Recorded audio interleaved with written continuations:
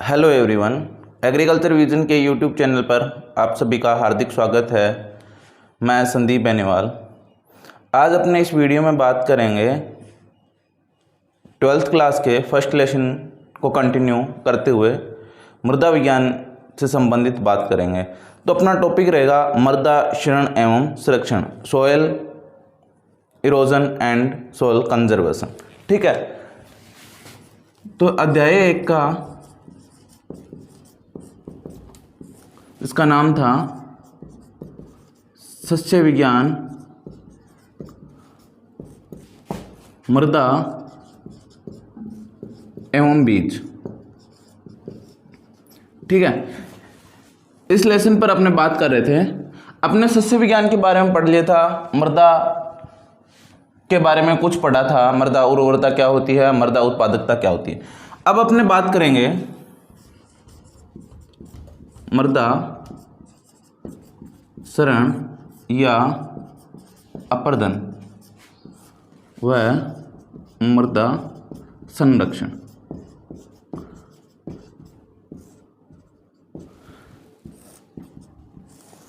देखिए, मृदा क्षरण या अपर्दन क्या होता है। मृदा का एक स्थान से अपने मूल स्थान से दूसरे स्थान पे चले जाना, ये क्या होता है, मृदा क्षरण या मृदा अपर्दन होता है। और मृदा संरक्षण क्या होता है कि इस मृदा को एक स्थान से दूसरे स्थान पर नहीं जाने दिया जाए, उसको वहीं पर टिका रहने दिया जाए, ये होता है मृदा संरक्षण। ठीक है, तो देखिए मृदा क्षरण या अपर्दन किस प्रकार होता है। या तो जल के द्वारा होगा, अधिक वर्षा आ गई उसके साथ पानी के साथ बह के चला गया, या अधिक सिंचाई के कारण, या आंधी या तूफान यानी कि हवा के कारण। तो मृदा क्षरण मुख्यतः दो विधियों से होता है, दो प्रकार से होता है। कौन कौन से? एक तो जल और एक हवा। तो अपने कंटिन्यू करते हैं इसको। मृदा संरक्षण, मृदा संरक्षण की परिभाषा अपने लिखते हैं। ठीक है, मृदा संरक्षण क्या होता है, भौतिक रूप से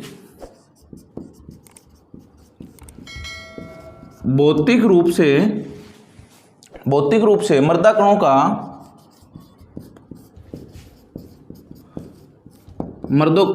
कणों का एक स्थान से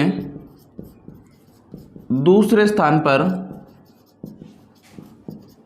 पर जाना मृदा अपर्दन कहलाता है,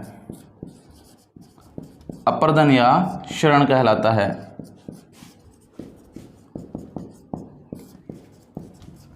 यह दो प्रकार का होता है। ठीक है, ये देखिए मृदा अपर्दन या क्षरण दो प्रकार का होता है, दो प्रकार का होता है।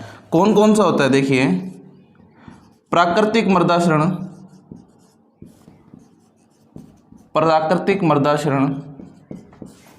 दूसरा होता है त्वरित मृदा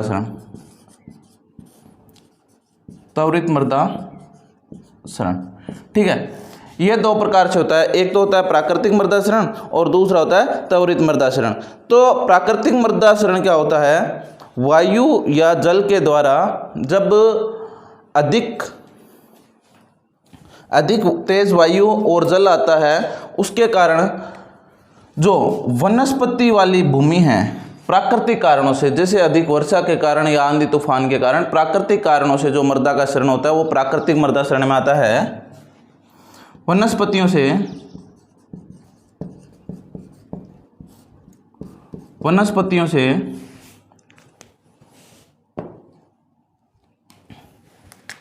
ढकी हुई मृदा का जल या वायु द्वारा कटाव प्राकृतिक मृदा क्षरण कहलाता है। ठीक है, कौन सा मृदा क्षरण कहलाता है, प्राकृतिक मृदा क्षरण कहलाता है। आगे इसमें एक लाइन और ऐड ऑन करेंगे, इंपॉर्टेंट लाइन है, यह मनुष्य द्वारा नियंत्रित किया जा सकता है। मतलब मनुष्य के ये नहीं किया जा सकता, नियंत्रित नहीं किया जा सकता। ठीक है, ये मनुष्य के द्वारा है जो नियंत्रित नहीं किया जा सकता। अब बात करते हैं अपने त्वरित मृदाशरण की। त्वरित मृदाशरण क्या होता है?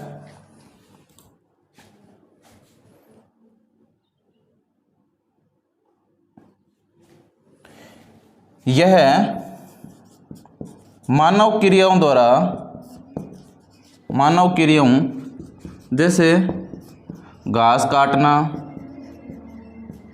काटना, पशुओं को चराना,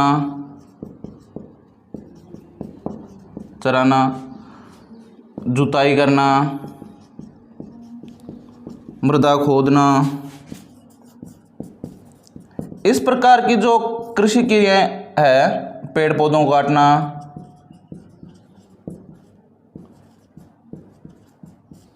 इस प्रकार की जो क्रियाएं हैं, ये किसान जब करता है या मानव जब करता है, इनके द्वारा वनस्पति विहीन क्रियाओं द्वारा, वनस्पति विहीन यानी कि जहां पे वनस्पति नहीं छोड़ता किसान, वनस्पति विहीन भूमियों का जल व हवा द्वारा शरण त्वरित शरण कहलाता है। इसमें लिखेंगे यह मानव द्वारा नियंत्रित किया जा सकता है। अपने आगे पढ़ेंगे कि किस प्रकार से मानव द्वारा नियंत्रित किया जा सकता है, मृदाशरण को किस प्रकार से मनुष्य द्वारा रोका जा सकता है। ठीक है, ये नोट कर लीजिए, नहीं तो आपको इसकी पीडीएफ मिल जाएगी टेलीग्राम चैनल पे। टेलीग्राम का लिंक हमारे वीडियो के डिस्क्रिप्शन बॉक्स में दिया हुआ है। ठीक है, अब आगे अपने देखते हैं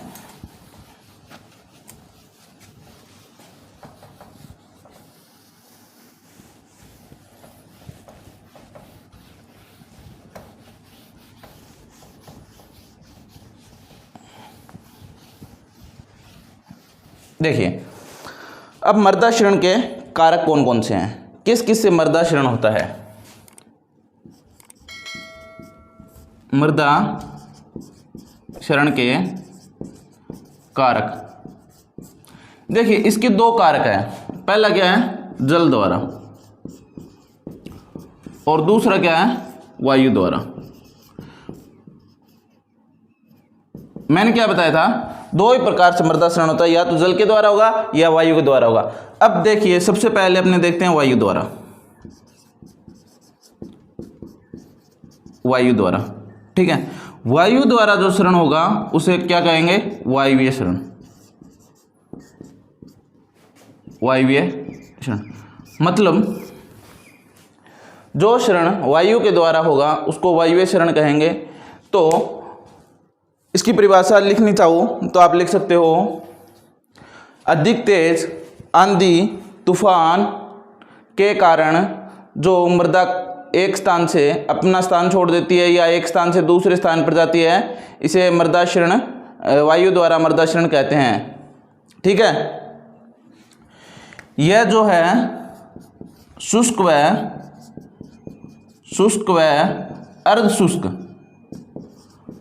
अर्धशुष्क क्षेत्रों में अधिक होता है।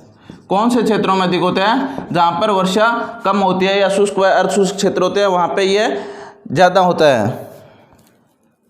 ठीक है, वायु द्वारा अपर्दन है वो 3 प्रकार का होता है। कौन कौन से 3 प्रकार होते हैं? 1 नंबर निलंबन। 1 नंबर कौन सा होता है? निलंबन। 2 नंबर होता है उच्छलन। 3 नंबर होता है सतह सर्पण। देखिए ये क्या होता है? निलंबन में आपने देखा होगा कि जब अपने रोशनदान में से सूर्य का प्रकाश आता है, उसमें छोटे छोटे धूल के अपने को मिट्टी के कण दिखाई देते हैं, वो होता है निलंबन से अपना मृदा अपर्दन, मतलब वायु ही होती है वो। और उच्छलन में क्या होता है? जो उससे थोड़े से बड़े कण होते हैं ना, निलंबन में जिसका अपर्दन होता है उससे थोड़े से बड़े कण, वो क्या होते हैं कि हवा की तेज गति के कारण अपना स्थान छोड़ देते हैं, परंतु अधिक दूर तक नहीं जा पाते, फिर दोबारा हवा के साथ थोड़ा सा और आगे जाते हैं, थोड़ा थोड़ा, यानी उछल उछल कर वो मेंढक की तरह आगे जाते हैं। ठीक है, जो उड़ नहीं सकते, जो कूद नहीं सकते, वो घसीट के आगे जाते हैं। कैसे जाते हैं? बड़े कण होते हैं, ये हवा की गति के कारण उड़ते नहीं हैं, वो सरफेस पे दौड़ते रहते हैं, घसीटते रहते हैं। इस प्रकार ये जो मृदा क्षरण होता है वो सतह सर्पण में आता है। तो देखिए इनमें निलंबन में क्या होता है, सस्पेंशन के रूप में हवा में ये मिले रहते हैं। इससे क्या है कि अपने को दिखाई कम देता है, विजिबिलिटी कम हो जाती है। ठीक है, ये हजारों किलोमीटर तक, लाखों किलोमीटर तक मृदा में उड़कर चले जाते हैं। इनसे जो कुल क्षरण होता है, वायु द्वारा कुल क्षरण का 3 से 4% इनसे होता है। कितना होता है? 3 से 4%। और इनमें जो व्यास होता है, मृदा कणों का व्यास होता है, वो कितना होता है? 0.1 mm से कम। 0.1 mm से क्या होता है? कम होता है। अब इनकी बात करते हैं, जो उछल उछल के चलते हैं, ये सर्वाधिक करते हैं, सर्वाधिक मृदा क्षरण। सर्वाधिक जो मृदा क्षरण होता है इससे होता है, और इसका कितना टोटल 50 से 75% जो मृदा क्षरण होता है इनसे होता है। और इनका व्यास कितना होता है? व्यास होता है 0.1 से 0.5 mm। कितना होता है? 0.1 से 0.5 mm। ठीक है, सतह सर्पण में क्या होता है, इसका 5 से 25% मृदा क्षरण होता है, और व्यास जो होता है वो 5 mm से 0.5 mm से अधिक होता है। कितना? 0.5 mm से अधिक होता है। इस प्रकार से ये मृदा का क्षरण होता है। ये समझ में आ गया होगा मृदा क्षरण कैसे कैसे होता है। ठीक है, वायु द्वारा किस किस प्रकार से होता है। ठीक है, अब अपने बात करते हैं वायु द्वारा मृदा क्षरण को प्रभावित करने वाले कारक। वायु द्वारा मृदा क्षरण को प्रभावित करने वाले कारक।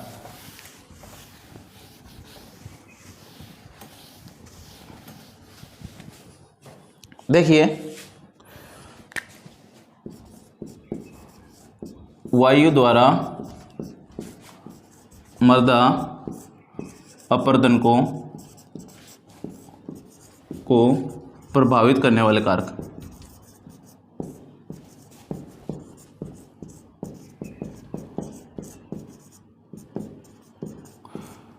मतलब ऐसे कौन कौन से कारक है, फैक्टर है, जो वायु द्वारा मृदा क्षरण को या तो कम करते हैं या ज़्यादा करते हैं, मतलब प्रभावित करते हैं। तो सबसे पहला इसमें है जलवायु।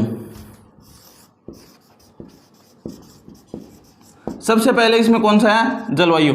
जलवायु है जो पौधों को किस प्रकार से प्रभावित करती है, जैसे जहां पर कम वर्षा होगी वहां पर सूखा अधिक होगा, जहां पर वर्षा कम होगी वहां पर सूखा अधिक होगा। वर्षा कम होगी, सूखा या शुष्क क्षेत्र ज़्यादा होंगे, वो शुष्क क्षेत्र ज़्यादा होंगे तो अपर्दन क्या होगा? अपर्दन भी ज़्यादा होगा। क्या होगा? अपर्दन भी ज़्यादा होगा। अब वर्षा अधिक हो गई, वर्षा अधिक हो गई तो शुष्क क्षेत्र नहीं होगा, नम होगा। नम होगा तो नम भूमि में अपर्दन होगा, वायु द्वारा कम होगा। वायु द्वारा कम होगा, ध्यान रखना, वायु द्वारा अपर्दन होगा वो कम होगा। ठीक है, यदि वर्षा ज़्यादा होगी तो जल द्वारा अपर्दन हो सकता है, परंतु मीडियम वर्षा होने पर, नम भूमि होने पर वो है जो वायु द्वारा मृदा अपर्दन वो कम होता है। ठीक है, अब देखो इसके बाद में इसका तापमान का प्रभाव पड़ता है। तापमान अधिक होगा तो शुष्क होगी तो अपर्दन क्या होगा? अपर्दन ज्यादा होगा। ठीक है, वायु की गति अधिक होगी तो अपर्दन क्या होगा? ज्यादा होगा। ठीक है, अब बात करते हैं सेकंड फैक्टर, मृदा या सॉइल। ठीक है, क्लाइमेट, मृदा या सॉइल की अपने बात करते हैं तो जिन मृदा में जीवांश पदार्थ ज्यादा होंगे वो क्या होगी? चिकनी होगी तो मृदा अपर्दन अपर्दन कम होगा। ठीक है, बालू मृदा अपर्दन क्या होगा, अपर्दन ज्यादा होगा। चिकनी मृदा, चिकनी मृदा कौन सी होती है, क्ले, क्ले मृदा में अपर्दन क्या होगा, कम होगा। क्या होगा, क्ले मृदा में या चिकनी मृदा में कम होगा। ठीक है, अब बात करते हैं अपने आगे वनस्पति, वेजिटेशन, मतलब कि वनस्पति में यदि वनस्पति हो तो क्या होगा और वनस्पति नहीं हो तो क्या होगा। तो बात कर ली मृदा और जलवायु के बारे में, हमने बात कर ली मृदा कैसी होनी चाहिए कम अपर्दन के लिए वायु द्वारा, और जलवायु कैसी होनी चाहिए। तीसरा अपना है वनस्पति, वेजिटेशन। क्या होगा, वेजिटेशन। यदि वनस्पति अधिक होगी तो अपर्दन कम होगा। वनस्पति यदि ज्यादा होगी तो अपर्दन कम होगा, क्योंकि वनस्पति है जो डायरेक्ट एक तो ज्यादा हवा नहीं लगने देती भूमि को, और दूसरा उनकी जड़ें हैं जो मृदा को बांधे रखती है, इससे क्या होगा, मृदा अपर्दन कम होगा। ठीक है, चौथा बात करते हैं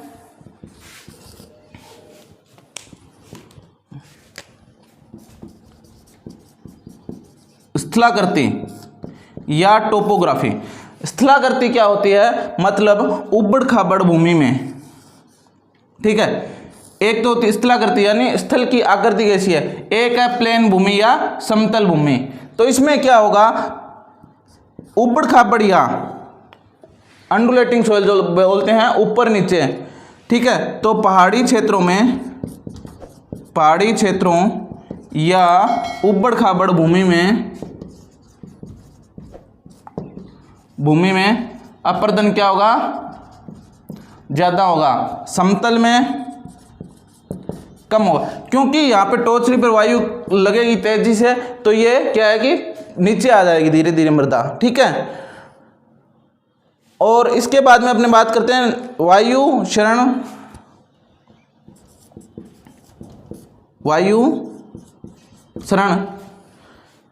नियंत्रण के सिद्धांत।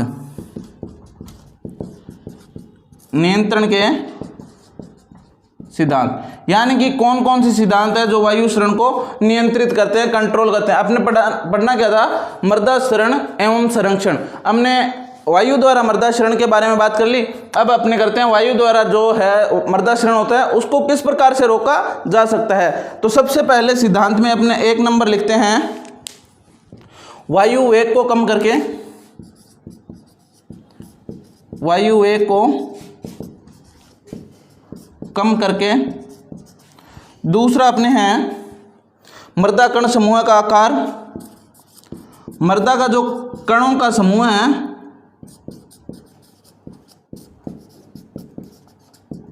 आकार बढ़ाकर, उनका आकार बढ़ा कर दिया जाए। तीसरा अपने मृदा सतह को नम रखकर, मृदा सतह को नम रखकर यानी उसको गिल्ला रखकर। ठीक है, इन 3 विधियों से, सिद्धांत से अपने क्या है कि वायु द्वारा मृदा क्षरण को कम कर सकते हैं। तो देखते हैं सबसे पहले इसमें विधियां कौन कौन सी है। ये तो है सिद्धांत, ठीक है, प्रिंसिपल्स है, और विधियां मतलब मेथड कौन कौन सी है।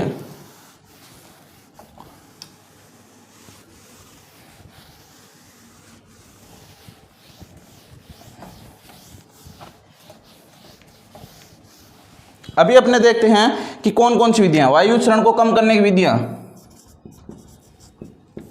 वायु क्षरण को कम करने की विधियां। विधियां कौन कौन सी है। सबसे पहली विधि पढ़ते हैं कृषि क्रियाएं।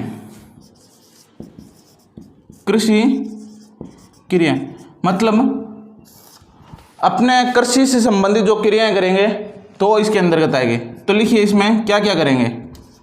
जीवांश खाद का प्रयोग, मतलब इसमें जीवाश्म खाद का प्रयोग करेंगे तो क्या होगी, भूमि चिकनी होगी। भूमि चिकनी होने से क्या होगा, वायु द्वारा जो मृदा क्षरण है वो कम होगा। हरित खाद वाली फसलों का प्रयोग करेंगे, हरित खाद वाली फसलों का प्रयोग। अगला पॉइंट है पलवार या मल्च का प्रयोग। पलवार क्या होती है, भूमि को किसी कृत्रिम आवरण से ढक देना, जैसे अपने पौधों की पत्तियों से या पौधों के अवशेषों से, जैसे तूड़ी हो गई, घुना हो गया, इनसे, या कभी कभी प्लास्टिक से भी भूमि को ढक दिया जाता है। तो ये जो है कृषि क्रियाएं करके वायु क्षरण को रोका जा सकता है। आगे अपने भूपरिष्करण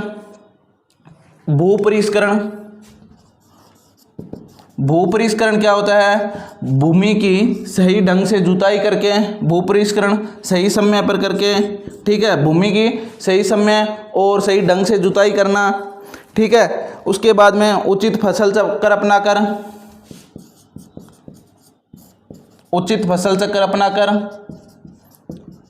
ठीक है, उचित फसल चक्र अपनाकर भी अपने क्या कि वायु द्वारा मृदा क्षरण को कम कर सकते हैं। पशुओं की चराई को रोककर,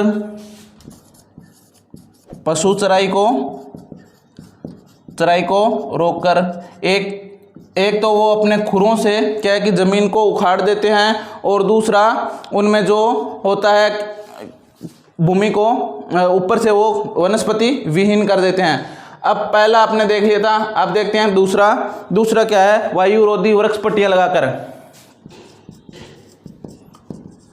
वायुरोधी वृक्ष पट्टियां मतलब जिस दिशा से वायु आ रही है उस दिशा में अपने बड़े वृक्षों को लगा देते हैं। जिस दिशा से अधिक तेज वायु आती है उस दिशा में वायुरोधी वृक्ष लगा देने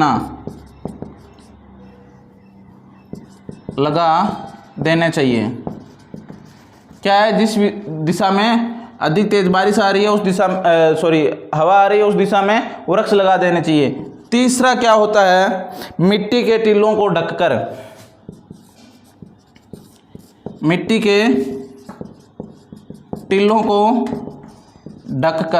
मतलब जो मिट्टी के टीले हैं उनको किसी झाड़ियों से, वहाँ की जो लोकल झाड़ियों हैं उनसे ढककर या उन पर घास या भूमि पर फैलने वाली फसलों का प्रयोग करना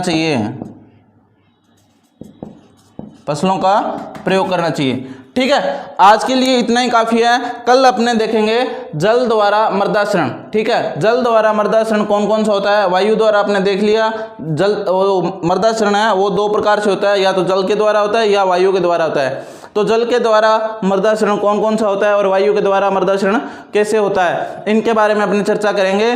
ठीक है, तो अपने मृदा के बारे में देख लिया, वायु के बारे में देख लिया कि वायु से क्षरण कैसे होता है, और जल के द्वारा अपने कल देखेंगे। ठीक है, अगली वीडियो में। इसकी PDF आपको टेलीग्राम चैनल पे मिल जाएगी, जिसका लिंक वीडियो के डिस्क्रिप्शन में दिया हुआ है। ठीक है, आप वहाँ जाके इसको देख सकते हैं और नोट डाउन कर सकते हैं। ठीक है, धन्यवाद।